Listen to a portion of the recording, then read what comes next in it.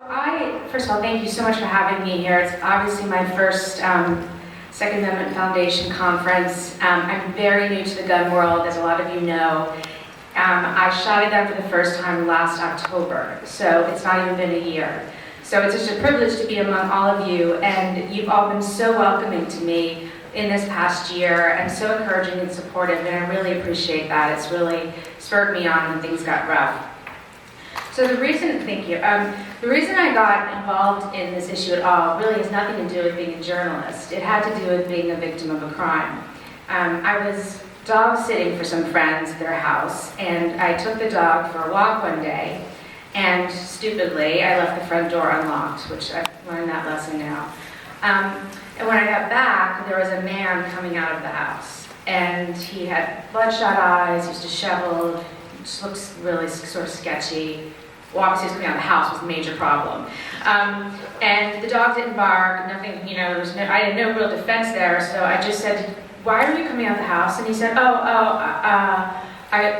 wasn't. And I said, "Yeah, you were." And he said, "I was here to clean the pool." And I said, "It's New Year's Day. No one called to clean the pool." But when he left, I thought, well, I should get a picture of him or something, because it seemed very suspicious. So, armed with a BlackBerry, I walked down the street in the direction he had gone, and it hit to a cul-de-sac, and at the end, and I looked up, and there were like 15, 20 men standing there, 2 pickup trucks. This was all part of a big operation. They were doing the whole neighborhood, and there were no one at home in any of these houses, and I just, was alone on the street with these men, and one of them came running up to me as I was trying to still take my BlackBerry picture because I was going to solve the crime on my own on the street. And this is, we spoke earlier about the stand your ground laws. I would not be the one who'd be like shooting if I wasn't in like danger behind the bulletproof wall. I just wanted to get a picture, and they said, "What are you doing?" And I said, "I'm trying to, nothing." And then some of them start coming at me. I got really scared, and I ran finally away, went to the house, called the police, and it ends up, obviously I was not, thank God, not physically injured in any way, but when after they left, I went to the house and realized that he had been in long enough to take my wallet, and I interrupted him, and the guys down the street had been the lookouts. So the police came over, and they looked through the whole house to see what else was missing, and the one thing they were really focused on, which something I wouldn't have thought of, is how did the bad guys leave a window or door a little bit unlocked?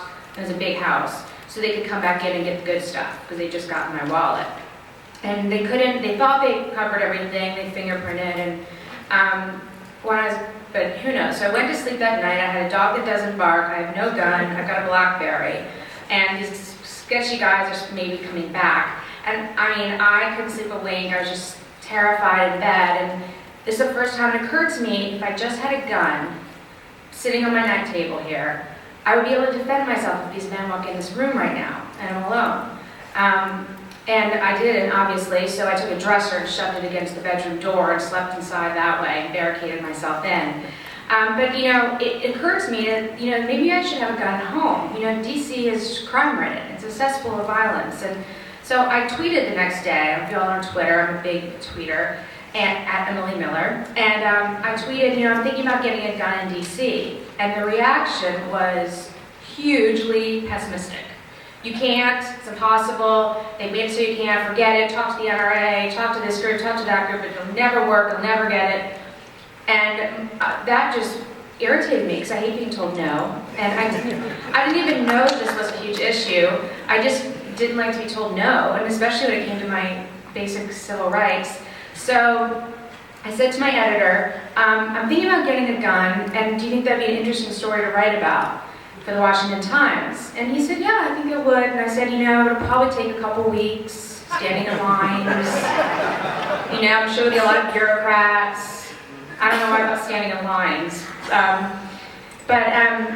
So he said, sure, go ahead, let's do that. And that's all I thought I was doing. I was going to get a gun that way. So I started, and I went, the one caveat he gave me, if I was going to write about it fairly, is I was not allowed to, he called cheating. I couldn't read anything that had ever been written about what the registration rules were in DC. I couldn't read any blogs about how to do it. I couldn't talk to anyone who had done it. It had to be completely as if I was just any person, not a journalist, who was wanting to get a gun, what they would do. So I started by going down to the gun registry office, which I found online, and it's at the police station, and I just walked in, and I was the only one there, and I'll say in the 6 or 8 times I've been there since, I've always been the only one there, because truly, the honest, law-abiding people in DC aren't getting their guns the legal way. They're getting their guns, and then the criminals just walk down the street and get their guns the easy way and the cheap way, you know? So there are very few people who are willing to go through all this hassle and shouldn't have to in order to get a gun, so that's why the office is always fully staffed and totally empty. So I went in and I said, "Hi, I'm here to get a gun." And they were like, "What do you mean?" And I, just as I said, I'm very new to this. I thought, well, it's like a driver's license. You get one, then you get the car. So I thought it worked that way. I didn't realize that registration works the opposite way. So I said, well, I just want to get one so I can get a gun. And they said, no, you have to get a gun, then come back to us and take this test. And also you have to take this 5-hour course. And also you have to get this notarized, and I get this pack of paper this big, telling me this is all the things I have to do before I come back with a gun in order to get it registered. But I can't touch the gun before I get it registered. And I was like, okay. I was so confused, and I was still just sort of thinking the basics. I said, where do I go to get a gun? And they said, well, you can't buy it in DC. I'm like, well, I don't know where to go. And they were, well, we're not telling you where to go.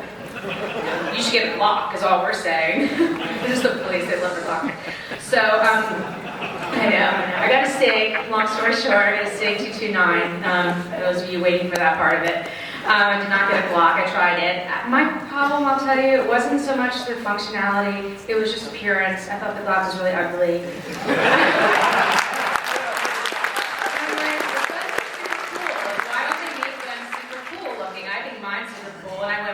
Really hard to find a 2-tone one, and I had to get the magazine changed from the standard 13, put into the 10, and I had to get 2-tones. I really liked the metal, and I was like, what? I'm spending $782 on this thing. I want it to look cool as well.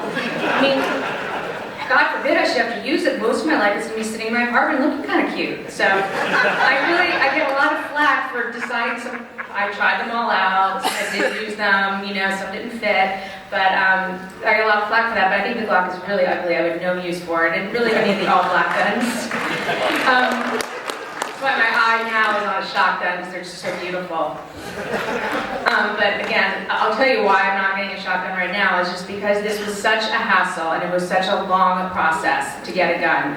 And I took all that paper I got in the office, the registry office, because I was so overwhelmed by it, and I went through it all, and I counted down the steps, and there were 17 things I had to do before I got a gun. And that was just so shocking. And as you all know, and as the Second Amendment Foundation supported, Heller decision in 2008 had overturned the 30-year gun ban. It was legal in DC to get a gun. But the city council, what they did is they put in every single solitary law they could find in the country. Because I've now looked, and DC has laws that only exist in one other place, except for they've got all of them in one place. And they were going to make it as expensive, time-consuming, as impossible as you could be, so that people don't get guns legally. Illegally, that's just your decision. Do whatever you want on the streets of Washington. They just don't want you to get them legally. So I walked through each of these things, and and I kept writing about them, as many of you come up to me and said you followed the things I wrote about, and I wrote about everything from having to go to the DMV, which I eventually had to go to pay for fines, for fees, to getting it notarized, to taking a written test, and all these things I had to do. I had to go to our gun dealer several times. I had to take several days off work. Within about 6 weeks, the city council suddenly found the decision that they were going to make the registration process a little bit easier. So they came out with this bill, and it said there's not going to be a vision test, so that saves you 5 minutes.